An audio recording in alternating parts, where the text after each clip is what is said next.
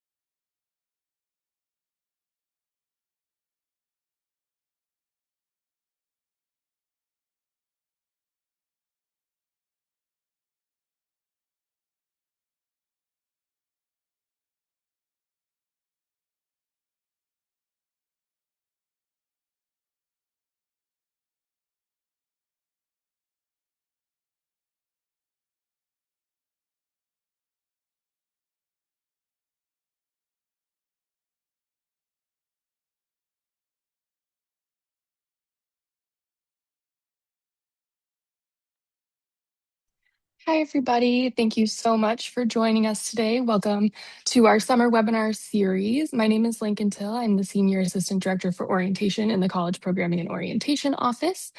Today's webinar, we will be focusing a lot on our library services and different resources and services available to you as students with research and how you can get involved in some tips and resources on all of that.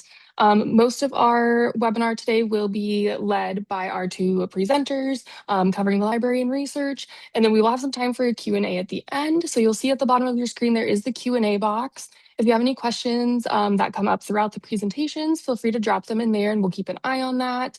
We might be answering some of them as they come in, but we will also have time at the end for a live Q&A, so we will be answering some of them out loud as well. So just be sure to drop them in there and we'll get through as many as we possibly can. And just as a reminder, this will be recorded. So if you have to leave early for any reason or there's some part of it that you want to come back to, you can find it on our YouTube or linked on the orientation website within the next couple of days. And yeah, to go ahead and kick things off, I will pass it over to Arthur in our College Center for Research and Fellowships. Thank you so much. I'm just going to get some slides up here.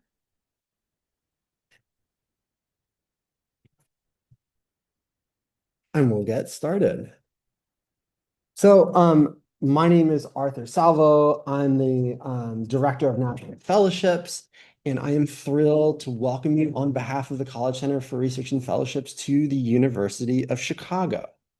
We're going to talk about the CCRF, that's the College Center for Research and Fellowships. We'll talk about undergraduate research as well as national fellowships, and those are the two different parts of our blended office. Let me start by saying a couple words about you. Here's what I already know. You're outstanding students. You're at the top nationwide as well as internationally. But I suspect something else. And that's that you came to the University of Chicago because you wanted something more. You might have wanted something deeper. And that's to not only stretch and strengthen your academic skills and talents, but to wield them maybe to serve or even change the world. And that's through research, through leadership, through public service and other academically intensive pursuits. That's where my colleagues and I come in, and you'll see them here. We are a team of dedicated educators with PhDs and degrees in library sciences and MFAs who are here to help students accomplish extraordinary things. So let me tell you a bit about what we do. So the College Center for Research and Fellowships is a centralized office that serves both of those purposes. We support academic excellence. We help students as they pursue two different transformative experiences, and those are undergraduate research as well as nationally competitive fellowships. We promote meaningful connections between you and faculty.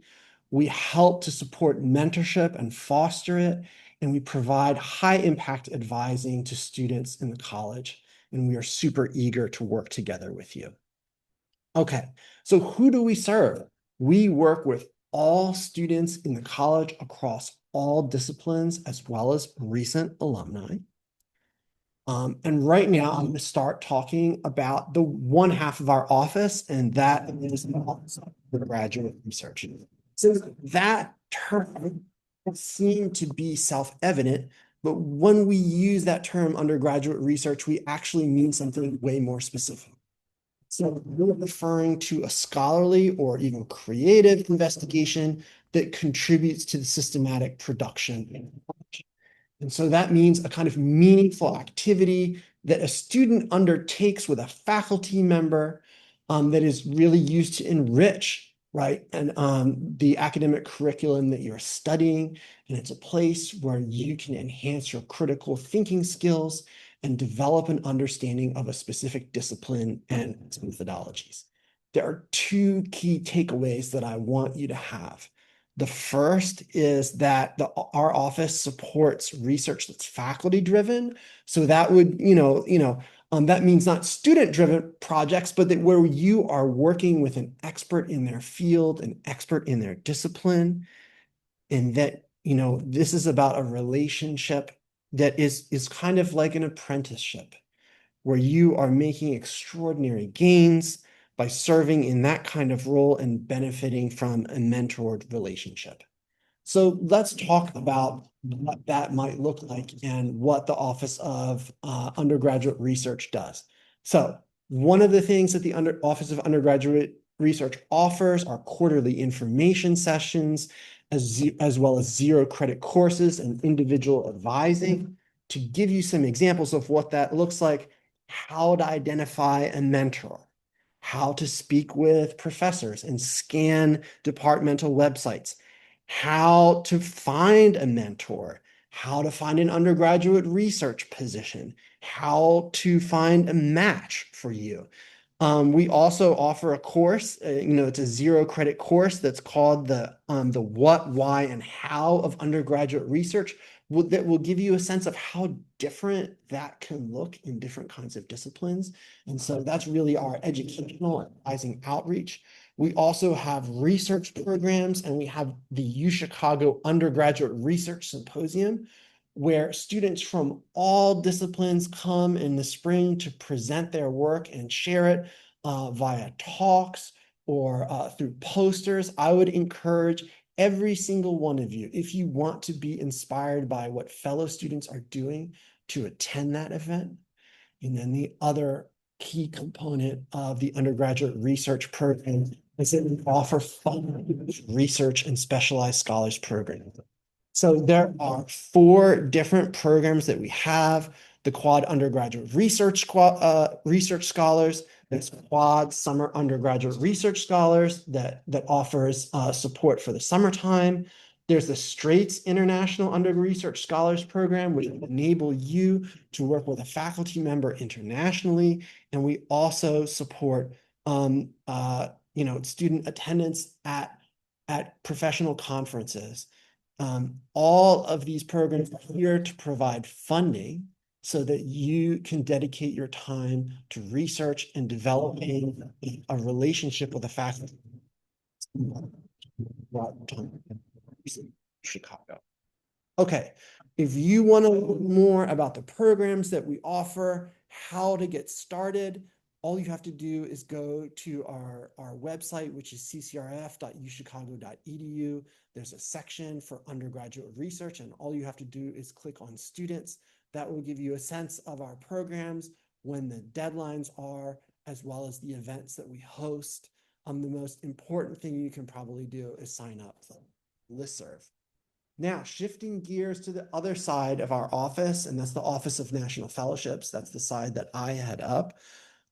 What are fellowships is like probably or might be a key question that many of you have, and how it relates to you. And there's a kind of drier answer, but that is important and informative. And really, they're educational opportunities that are offered by governments, or foundations. They advance specific mission. They make it possible for you to undertake new and transformative educational, experiences, and they're nationally competitive. So what's that look like? That could mean funding for graduate school, funding for international study, foreign language acquisition and cultural immersion. It might be funding for advanced research or for public service. But there's a deeper, I think, definition that I want all of you to know about that. And that's that different fellowships programs are vehicles for pursuing your scholarly purpose and developing your agency. So students who apply for national fellowships engage in an intensive process of self-reflection. And that means that they come to know not only like what they're studying, but why it interests them. They come to to see how their academic work might enable them to serve others, and not only know how to wield these things, and to champion a cause or find purpose in the world, but they do so with excitement and fulfillment. And so I want to invite you to join us. So here you see, examples of different fellowships that our office supports. The Goldwater Scholarship, right, is the premier award for students who want to do PhDs in STEM fields. There are awards that focus on leadership, like the Marshall Scholarship, the Rhodes Scholarship. There are awards that fund international study, such as Fulbright, as well as Schwarzman. We want to invite all of you to get engaged. And you can see students who are here from the University of Chicago who have brought distinction to this university and who have found fulfillment in applying for awards that set them up for extraordinary trajectories. So how do we support you? What does our team do? We offer quarterly information sessions about the select national fellowships that we support. We mentor candidates for different national fellowships that you saw before. What's that look like? It could mean 6 months of work together on a specific fellowship. We do a lot of advanced planning with candidates. We read through their application materials. We hold advising sessions to just break it all down. We basically get in the trenches with you and help you to address questions that are really difficult, but that are going to be transformative for your trajectories. And if there is an interview part or component of the fellowship that you're applying for, we provide, public speaking and interview support, mock interviews to prepare to make the best case. Okay, so if you're interested in learning about these opportunities and want to, get engaged, you can go to our website, click on ccrf.uchicago.edu. If you click on national fellowships, you can, see the list of our latest national scholars. You can click on articles about them. You can see about how through our students, their stories, you can learn about how fellowships have changed their trajectories, but you can also click on the specific awards and learn about what those timelines look like. So a couple of steps that I think are important for both undergraduate research as well as for national fellowships. The first is to participate in our info sessions. They're offered quarterly. The best way to find out is to read your email. We will be signing all of you up. And in that listserv, we have all the different sessions that we're offering. We have Canvas courses that you can participate in. We are eager to meet with you. The earlier, the better, because that can turbocharge your planning and your engagement. The second thing that I would urge you to do is to start building your academic network. If you're a student, as a student here at the University of Chicago, you've got two big goals that I would think would be important for your first year. The first is to take courses that you fall in love with, that you can't stop talking about, because you need to find that energy and find that thing within you that's connecting with your courses. That's going to be really important, for your own fulfillment. And the second thing is that it's your job to go and forge relationships with faculty. They are going to be your mentors. They are the ones who serve as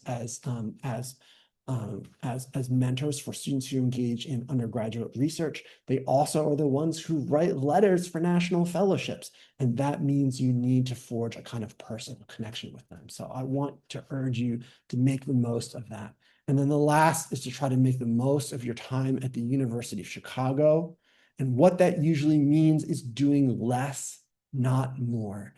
Get a sense of the landscape here, figure out what things are most important to you, to your interests and to what you care about. And instead of doing 100 things, pick 3 things and start to go as deeply as you can. And research and fellowships can be part of how you bring those things together in really meaningful ways. So if you go on our website, you can click on the Connect with Us button, and that will give you a sense of the sessions that we're holding and that we're offering. Our office is in Harper Memorial Library in the East Tower. We've got a listserv where you can learn all about the sessions that we're holding and that we invite you to come to. There are separate ones also for our undergraduate and research and national fellowship. And now, with this warm of, welcome, I want to pass things over to Rebecca Starkey. One of the key things I think that differentiates a good UChicago student from a really extraordinary one is their capacity to use the library in sophisticated ways. So that means like something way beyond intensive Googling and random bombing of AI with questions. Our partners in the library are central to your journey for the entirety of your time here at the University of Chicago. And so I'm super thrilled to pass things over to Rebecca, who's going to introduce you to their team. Hi, everyone, and thanks, Arthur. We do work very closely with the Center for Research and Fellowships on a variety of initiatives supporting undergraduate researchers who are applying for fellowships, supporting the undergraduate research symposia. So I really think it's a wonderful opportunity for you to learn about some of the things that you might be able to engage with.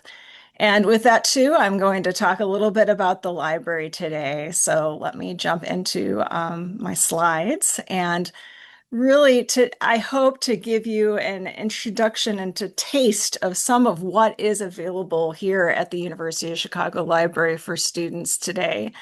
So I am going to talk a lot about different services that are available, and I hope you can gain some perspective about how you might use the library as a student at the university.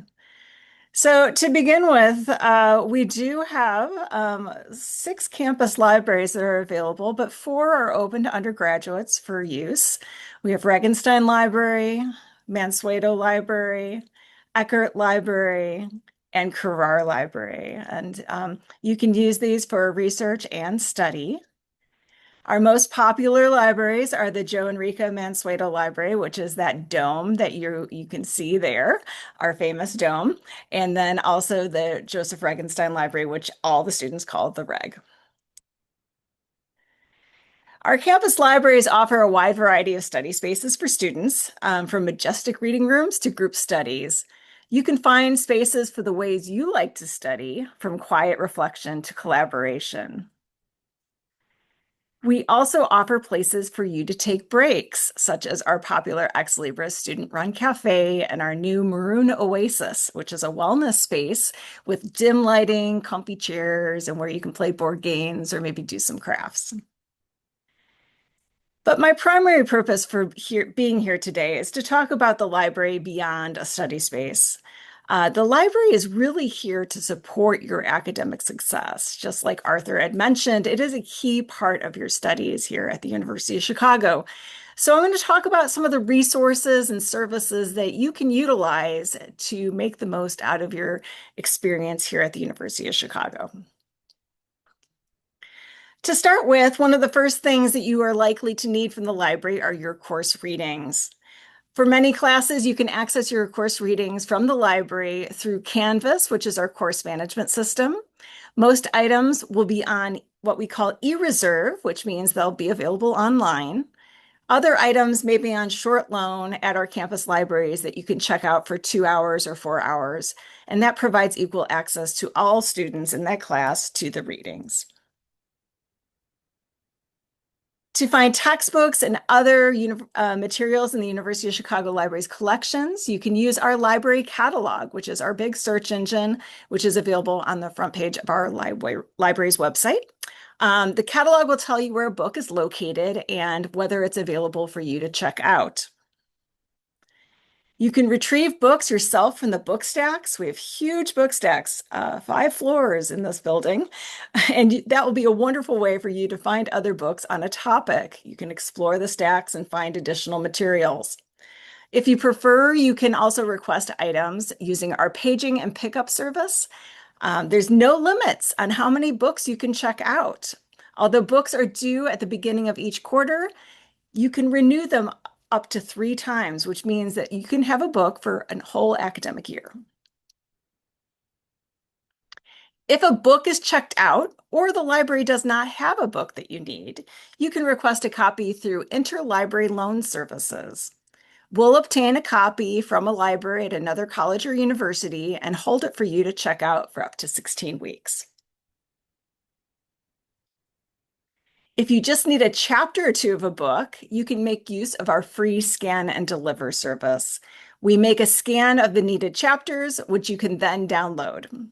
However, please note that we can't scan entire books because of copyright, but you can get 1 or 2 chapters done by us for free and just go to your email and you can click on a link and read the text. In addition to books at our campus libraries, we are buying more and more ebooks. Every ebook has different limitations on its use. Some books you can download the whole PDF, and other books you may be able to download a chapter or 2. If you need help with ebooks, we have lots of library staff on hand who can answer your questions. A huge part of the library is providing access to important research journals. To locate journal articles for your assignment, you can use one of our many specialized research databases. Some good places to start are on our quick links section on our website. We have Articles Plus, which is our large cross-search tool that searches all sorts of library databases for articles, and then other important tools like JSTOR or Web of Science. Most of our databases will include an icon with the university crest on it that says Find It. This is a tool that helps you determine if the article is available through our subscriptions through the library. If there's an online version, it will direct you right into the article. If not, you can also request a copy through Scan and Deliver or through our interlibrary loan services. So always just look for that little Find It icon and you can get to see whether we have something that you need. If you need to read the newspaper, the library also provides access to the websites of the New York Times, Wall Street Journal, Washington Post, Economist, and Atlantic. You can find a lot of other international newspapers and local papers through our news databases and archives. So feel free to use our news resources when you get on campus. You don't have to subscribe to the New York Times on your own. But these resources are just a small fraction of what's available online through the library. To help you navigate and locate the best resources for your particular project, the library website has an extensive collection of research guides for every subject or major. Our guides are also often linked directly from your course in Canvas. Our library research guides are created by librarians for the field. So for example, this is our Cinema and Media Studies Guide, which was created by our subject librarian, Nancy Spiegel. On this guide, like many others, Nancy points out key starting points for your research, as well as core sources for locating journal articles, primary sources, media, and more. If you're interested in doing research on specific areas of the world, we also have guides to our international collections. As a research library, we are dedicated to collecting materials from around the globe. About 30% of our collections are in languages other than English. Our area and cultural studies research guides can help you locate these diverse collections and can direct you to librarians with the language expertise to help you find what you need. Last but not least is one of our most exciting collections available. The Hannah Holborn Gray Special Collections Research Center houses the library's rare books, archives, and manuscript collections.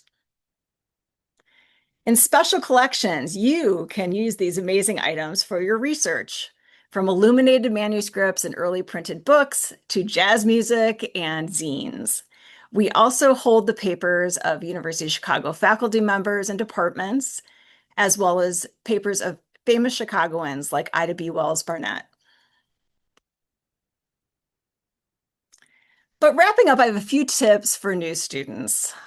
First of all, save time and a lot of stress by using the library's many free services, such as Course Reserve, Scan and Deliver, and Interlibrary Loan. Never pay for any resources without first checking with the library to see if we have access through our collections or online or in print.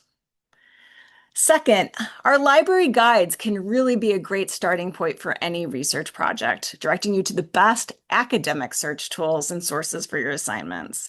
So you're getting to quality sources with the important academic materials that you need to use as a college student at the University of Chicago.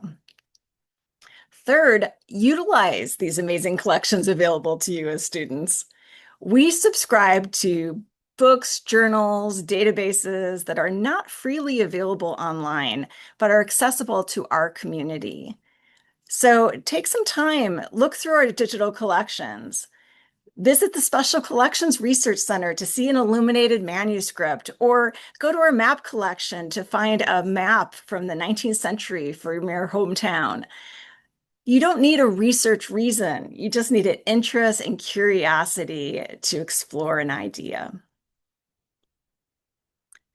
But our number one tip, is probably the most important one, is just to keep calm and ask a librarian. The University of Chicago Library is a very large research library, and it can be overwhelming at first, but you don't need to feel intimidated by its complexity. There are lots of people to help you. Look for Ask a Librarian links all around the library's website.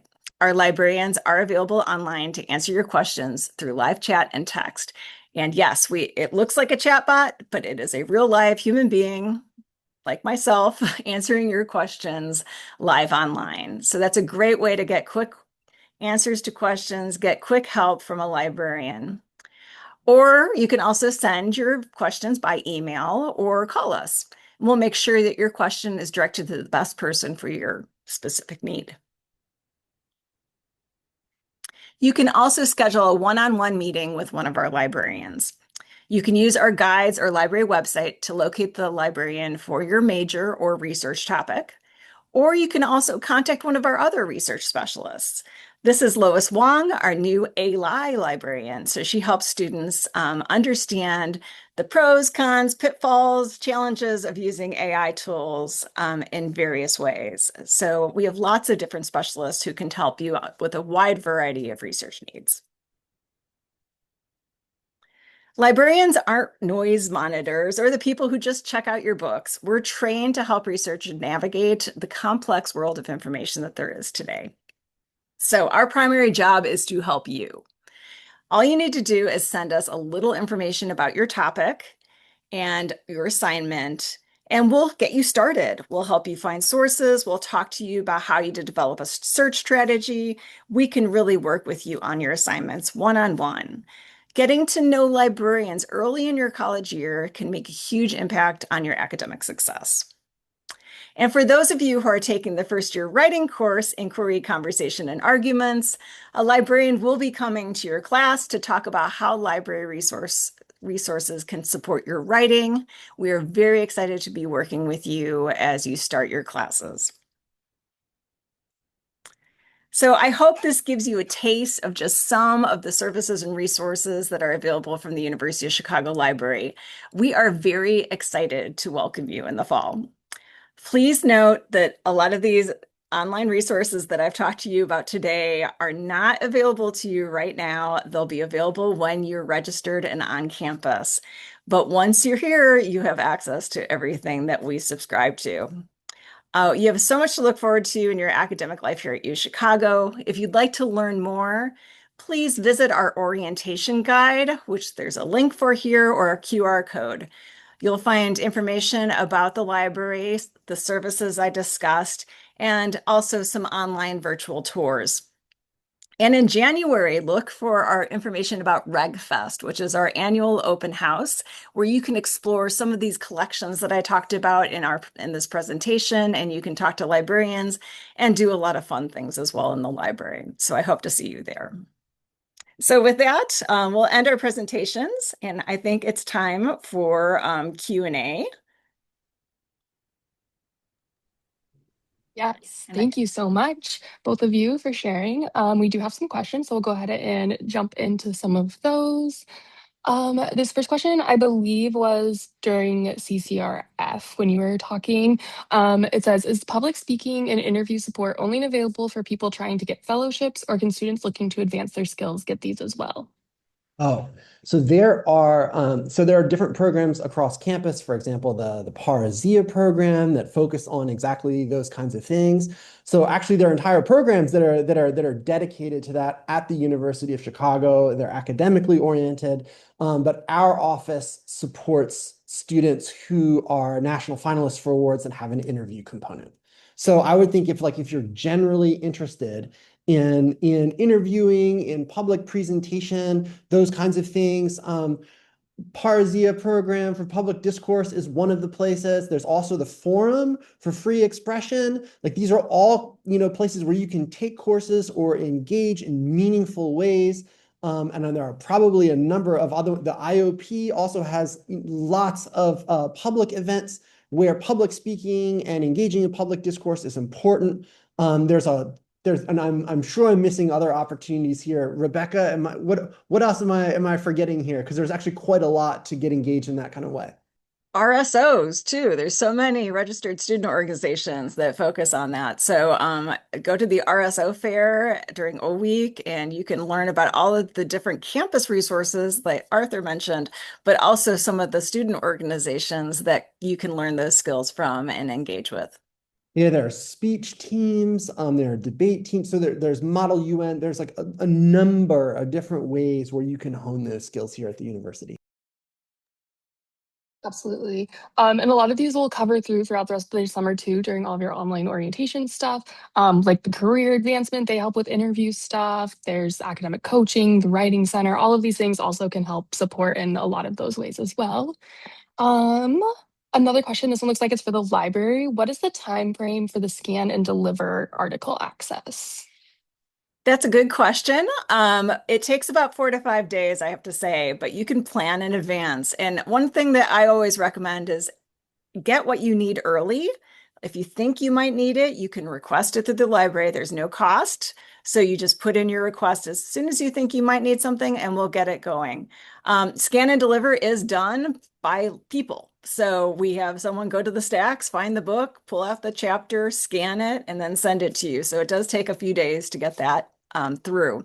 However, we do have other services that are a lot faster. So if the library does not have an online journal that you need, often we will depend on other libraries, and those articles we can sometimes get a scan of within 24 hours. So very quickly, but I do advise procrastination is not your friend for a lot of these resources. The earlier you start, the better you can have a chance to get anything you need. And as I said, all free, so there's no problem with making multiple requests, even if you don't happen to use it for that class. Thank you. Okay, this one says you said that only 4 of the 6 libraries are available for undergraduate students. What are the other libraries and who are they for? That's a good question. First of all, we have a law library, the D'Angelo Law Library. That is restricted to law students. Now, by restricted, that means you can't use it as a study space, but you can use the law librarians and you can request materials from the law library. You just have to have them delivered to another library. The social work library is similar, but it's a very small library. It's basically a room, and it is at the social work building. So again, they limit study space, but you can come in to use the collections or talk to the social work librarian. So we do have those campus libraries, but we do like to just say a heads up ahead of time. I know a lot of you are going to be living south of the Midway, south side of the Midway, and unfortunately, those libraries are not open. But you can use our other libraries, and Regenstein and Mansueto are very popular, and Carrar Library and Eckert Library have their fans as well for their quiet study. Great, thanks. Another one in the research realm here. Is there anything that you would recommend for students to be doing over the summer to be able to get involved with research opportunities once they get to campus? No. I Mhm. don't think so. So one of the paradoxes of undergraduate research that my colleague Andrew Karras always likes to talk about is on the one hand, you're like, it's too early. And on the one hand, you've already missed the bus, it's too late. And neither of those things are actually true. If there are things that you're interested in and you're already working with a faculty member at a different institution or with somebody in your hometown on something that's important to you, do that. That's great. But I also don't want to give the impression that it is necessary to have engaged in research at the university level before you come here to the University of Chicago. And if you don't, you're screwed and it's over. This is totally not true. And we have all manner of info sessions and trainings that can help you get a sense of your bearings here at the university, to figure out with whom you would like to work, how to approach that manner. So there's really no prerequisites before you come. I think the more important thing is getting informed once you get here. We're eager to serve you and help you get a sense of what might be a match. Our colleagues in the library also play a really important role in this, because you come to them with papers that you're working on and realize there's a question that's really exciting. That actually sets off a chain, right, of interest and pursuing knowledge. And both of our offices actually work in concert in helping students to start on that journey of exploration of a topic, which, by the way, at the same time is always self-exploration, because you're figuring out what you care about and what you're interested in. Yeah, I can't tell you how many times we've run across and talked to a student, and they found exciting source in our special collections research center or in our stacks. They've stumbled upon something, and that could lead to many different research questions. And they could, they get interested in this work and they talk to faculty about it, and they find other things that might reflect that topic. So there's lots of ways to kind of explore and get ideas for what you might want to do more research on. Thank you. Okay, I see Can students access paid newspaper and magazine articles through the publisher's app, such as the New York Times, using their UChicago credentials, or is access mainly through the library website and databases? We do have subscribed to those major newspapers like the Wall Street Journal, New York Times, Washington Post, Economist, Atlantic. Those are through the site of the actual publication, but you do have to go through some steps to set yourself up as a University of Chicago student. So I personally set up my New York Times account and I look at the New York Times app on my iPad every morning. So once you make that establish that connection, you can read from their apps. Now, we do have a lot more through other resources. So we have huge newspaper databases where you can read international news from around the world. We have other databases for magazines and different publications. So those are just those kind of really well-known publications, but there are many other ways we can get access to newspapers. And we also have a lot of archives. So you can go back and look at the first issue of the New York Times through another resource that we have. So lots of hundreds and hundreds of databases that you can utilize through the library. Great. And then I guess if you want to answer this one about Harper Memorial Library not actually being a library. Harper Memorial Library is the old library. It is a beautiful study space, but it's now the Cathy Learning Center. So it is a wonderful place to go study. It has kind of a rotating free library where you can give books and take away books. And it is a great space, but it's not part of the University of Chicago library system. It is, Beautiful however, where space. CCRF has its offices Yeah. way up In the tower. the tower. We're in a tower on the 5th floor. Come up and visit us. So yes, we're in Harper, as is CPO on the bottom floor. Yes, we are. Yep, we are on the first floor, and you can come see us, go see the beautiful reading room on the 3rd floor, grab a coffee, and then go on up to the 5th floor to visit CCRF. There you go. This one looks like it was a follow-up about like maybe getting involved or like things over the summer before they arrive on campus. Asking if we want to apply for labs under specific departments, what would be a good timeline to do that, and what support could the office offer for that? Answer is it depends, because all of these labs operate in the way that they see fit. There are some labs that have a lot of undergraduate students who are doing research there. There are others that have less. It really is dependent on the PI and how that lab is structured.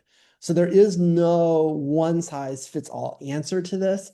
The other thing that I think is important is it's not like a job where like you would go and like there's a wanted poster or like a poster like we need a dog, somebody to babysit our dog or something. This is not how that works. It's really not like a job. It's actually about forging relationships. That's actually at the heart of it. Because they're not looking for a workforce.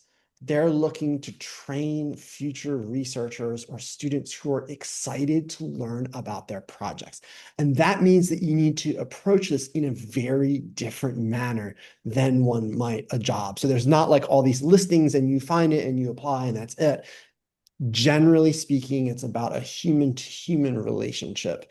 And what that means is forging that and understanding their work, understanding why it interests you and what you bring, why that matters. Like those are the key questions that you need to answer. The first place you should actually go is to the info sessions that my colleagues are going to offer about getting involved in undergraduate research. They have a whole Canvas site which is populated with resources to help you get started. But there's also, they also hold in-person events so that you can ask questions. These small steps can save you from writing a terrible email that like nobody answers. It can stop you from wasting your time for applying for all kinds of research things that you're actually not interested in, right? Because it's not about just like doing research, but finding something that's going to be like an incredible opportunity for you. I would hang out and wait until October, once you get on this campus to get started. And my colleagues have expert advice that can help you navigate that whole process. The last thing I would say is that research at the University of Chicago and working with a faculty member is a privilege, right? It's a unique opportunity, and our office is here to support that through advising, through information, as well as through funding. And you want to do that right and be thoughtful about it. Rebecca, anything that you would add? Because I know that like the library works with faculty members all the time. Well, we do. And, a lot of times, getting to go to office hours, which are Arthur mentioned already, I think, but getting to know your faculty, getting interested in and hearing a little bit about their research. If you run across somebody that you're interested in their work, you could also talk to a librarian. We can help you look into that a little bit more, find the books and articles that they've published. But there's lots of opportunities. We work with the CCRF on different summer institutes for students. There's also other institutes on campus, like one for social science research that happen over the summer, that are great introductions to doing research and with faculty and getting the necessary skills that you need to be successful in those opportunities. One more quick little follow-up question to that. You mentioned the Canvas course for research opportunities. How do students join that? Read the listserv. Once you're enrolled and ready to go at the University of Chicago, they will have a quick link that you can basically sign up for that, and you'll be all set to go. But like if there was like one tip I could give you, it's actually to read the undergraduate research and national fellowships emails. Like you're going to be signed up for them, but actually clicking and opening them up, that's where all the opportunities that we have are. That's where you can sign up for info sessions. Like we're here, it's like Lankin and Rebecca and I, we're in a room with you guys and we're spending an hour. My colleagues have a whole hour on how to forge relationships with faculty. And so like, I can give you a little tidbit, but that's not going to be what it means to spend an hour on that or an hour on the Rhodes Scholarship, right? That's why you want to click in, because that's where you're going to get the nitty gritty information that's actually important. All right, I think this is one final question, and it's kind of a good one to end on here. So this person wrote, I saw on the Chicago Maroon that students will have access to Claude Enterprise starting next year. How do you recommend using this tool in a research and academic context? Okay, that is a very good question, and I'm glad that you brought it up. So the university is going to be providing access to Claude. We also provide access to Phoenix AI, which is what we would call a walled garden version of ChatGPT, which means that your data is safe using that tool. Now, the Claude announcement was very recent, so we don't have all the details on how you will be able to access it as students yet. But I will say that there are a lot of people that you should talk to and learn about these tools as you start your college career. So first of all, thinking a little bit about when talking to your instructors about when it's appropriate to use AI, what the policy for AI will be in their classroom and their assignments. So every faculty member will have usually a statement on their syllabus about use of AI. So that's very important as you begin your classes, to be aware of what your instructors will allow and what they will not allow. Second, using these tools critically. So I mentioned in my presentation, we do have a new AI librarian, and that's part of her job. Is we can meet with you and talk to you about some of the challenges of using AI, some of the pratfalls that might happen. AI does hallucinate. Sometimes it creates incorrect sources. So you do have to approach these tools for research and with a big critical eye. You should look at all information critically, but we do have people who can help you with that. So I would keep an eye out for information about the Claude launch. It will happen probably about when you arrive on campus, and attend the programs that are going to be offered by the library. We have another group on campus from the Center for Teaching and Learning that will be offering workshops and programming. Please utilize these training sessions to learn about AI and AI as a student at UChicago, but especially do talk to your instructors, find out what you can and can't do. There will be, different classes, and every faculty will have very different opinions on AI use. And I don't, Arthur, if you want to jump in more on that. Yeah, I would say it's actually the burden is on you to know where AI use is appropriate, and if the answer is yes, how, right? And there is no one policy that governs that for the entire institution. So there are fellowships, right, that we work with candidates on, and it is outright banned. It is not, you cannot apply for the Marshall Scholarship or the Knight Hennessy Scholars Program at Stanford, of all places. I would mention like using AI, like you're invalidating your application, and that is something you need to know. For different forms of writing, right, writing intensive things, particularly in national fellowships, like this is like using AI is the quickest way to not get read or to write something that is disadvantageous because your reader can't find your voice, and your authentic voice is actually probably one of the things that makes you most competitive. So I just want to offer that and just say that it really is your job to inform yourself in each context where you're operating, what the guidelines are, and those are things that as Rebecca said, that faculty will make clear in their courses, and that our office does as well for undergraduate research processes as well as national fellowships ones. Yeah, you do have to have really talk to your instructors, talk to your advisors, make use of the training opportunities that are available, learn about the different context of using these tools and the implications, because they can be widespread too. So for example, working in a laboratory with a faculty member, you can't just start using AI because a faculty member may not, A, want you to use it, B, they may be publishing in a journal that does not allow it. So there's lots of consequences. So it's a complex issue, and the library is here to help you, as well as a lot of different people on campus. So do take advantage of those resources. And since I see one other, I know it's the final question, but I see there's one more about required to use AI. I would not imagine that. That does not seem to be the perspective that our campus is taking. But again, every faculty member has their own view, and there are different fields that utilize AI in different ways. So again, Arthur, I don't know if you have anything else to add with that. No, I don't. So, um, but it is a changing world, and these research skills are very important, not just for your classes, but also your lifelong learning. And as you move on to different careers, different pathways, thinking about graduate programs, knowing the landscape of information and how to critically evaluate sources is really going to be a life skill that benefits you. And I think something that the University of Chicago's liberal education really helps prepare you for. Absolutely. Thank you both so much for sharing with us today and giving some good tips and guidance there along the way.